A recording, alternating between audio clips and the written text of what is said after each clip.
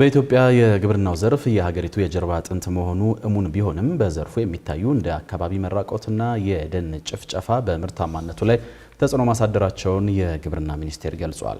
ሚኒስትሩ ይህን የገለጸው በዘርፉ የሚስተዋሉ ችግሮችን ለመቅረፍ ብሎም የምግብ ዋስትናን ለማረጋገጥ ያግዛሉ ያላቸውን ስትራቴጂዎች ይፋ ባደረገበት ወቅት ነው።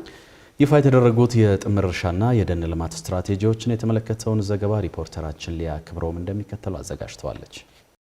ግብርና በኢትዮጵያ ከጠቅላላው የሀገር ውስጥ ምርት 36 በመቶ እንዲሁም 70 በመቶ የሚሆነውን የሰራተኛ ቁጥር የሚሸፍን ዘርፍ ስለመሆኑ ግብርና ሚኒስቴር ይገልጻል። ሆኖም በዘርፉ የሚታዩ ተግዳሮቶች ለኢኮኖሚው የጀርባ አጥንት የሆነውን ዘርፍ እየፈተኑት እንደሚገኝ ተነግሯል። ይህ የተነገረው የአፈር መሸርሸር፣ የደን መጨፍጨፍና ሌሎችም ችግሮች በዘርፉ የሚስተዋሉ ክፍተቶች ስለመሆናቸው በተሰማበትና የግብርና ሚኒስቴር መሰል ችግሮችን ለመፍታት ያግዛል ያለውን ብሔራዊ የጥምር እርሻና የደን ልማት ስትራቴጂዎችን ይፋ ባደረገ ገበት ወቅት ነው።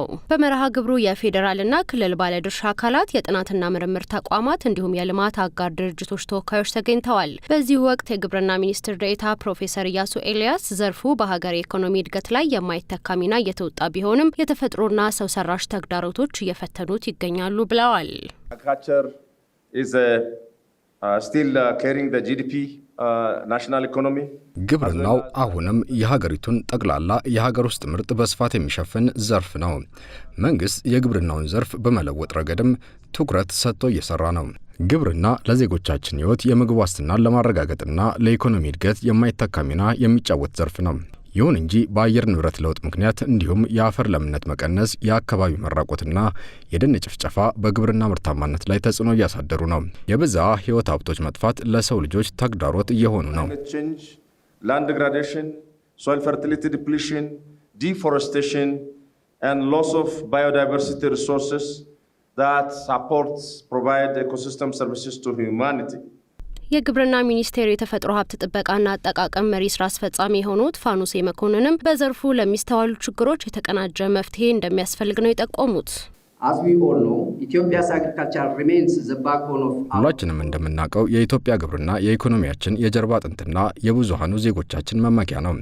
ይሁን እንጂ የግብርና ስርዓቱ ከአፈር መሸርሸር፣ የአፈር አልሚ ንጥረ ነገር መመናመንና የደን መጨፍጨፍ እንዲሁም የአየር ንብረት መለዋወጥ በመሬትና በውሃ ሀብቶች ላይ የሚኖረው ጫና እየጨመረ በመሄዱ በርካታ ተግዳሮቶች ተጋርጠውበታል። እነዚህ ተግዳሮቶች እርስ በርስ የተያያዙ በመሆናቸው የተቀናጀና ስልታዊ መፍትሄን የሚፈልጉ ናቸው።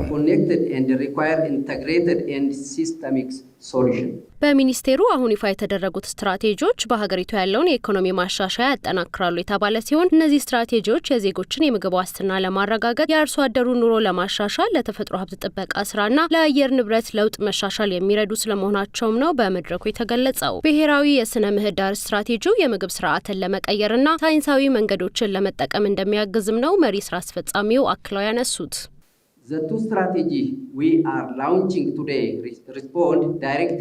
ዛሬ የምናስጀምራቸው ሁለቱ ስትራቴጂዎች ለእነዚህ ተግዳሮቶች በቀጥታ መፍትሄ ይሆናሉ። የብሔራዊ አግሮ ኢኮሎጂ ስትራቴጂ የአፈርን ጤና በመጠበቅ የውሃ ጥራትን በማሻሻል የብዝሃ ሕይወት ደህንነትን በማጎልበት የኢትዮጵያን የምግብ ስርዓት ለመቀየር የሚያስችል አጠቃላይ ማዕቀፍ ያቀርባል። ሳይንሳዊ እውቀትን ከኢትዮጵያ ዘላቂ የግብርና ተግባራት ጋር ለማስተሳሰር እንዲሁም ማህበረሰብን መሰረት ያደረገ የተፈጥሮ ሀብት አስተዳደር ይፈጥራል።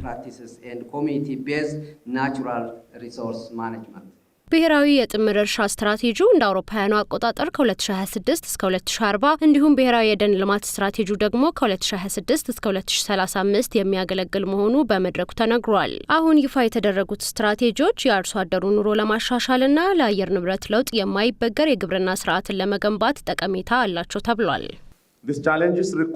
እነዚህ ፈተናዎች ምግብን እንዴት እንደምናመርትና የተፈጥሮ ሀብታችንን እንዴት እንደምናስተዳድር እንደገና ማሰብን ይጠይቃሉ። የአርሶ አደሮቹን የሀገራችንንና የሕዝባችንን ቀጣይነት ለማረጋገጥ እንዲሁም ምርታማነትን ለማሳደግ አቅምን በሚያጠናክር አካሄድ መንቀሳቀስ አለብን። ከእነዚህ ስትራቴጂዎች ጀርባ ያለው ዓላማም ይህ ነው። በአንድ ራዕይ ውስጥ ያሉ ሁለት ስትራቴጂዎች